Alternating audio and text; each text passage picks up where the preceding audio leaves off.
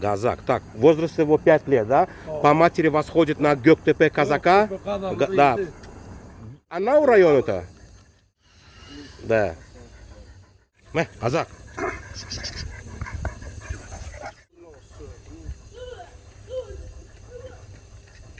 Ne on tatu bu gelmedi aslında. Tatu. Inne bu usku boydon ton alsak bolurlar. Наполовину, да, один? Düz. Нижний. Yok korktu. А верхний? Одна мать даже у них, не тухов, даже одна мать.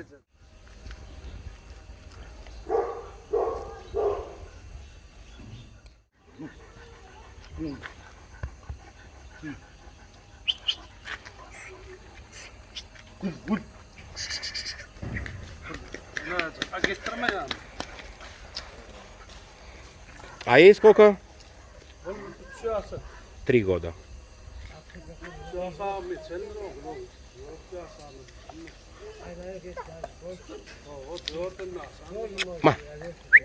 Yetmiyor. Çok iyi değil mi? O. Aynı. Bu burada durmasın mı?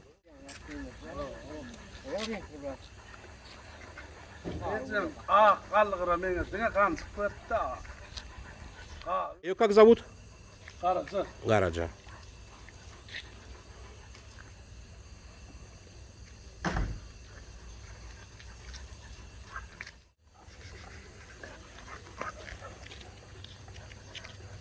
Bunun yağla geldi. Kurum şunu yine bir kapar vuracak. Гараджа. 3 года.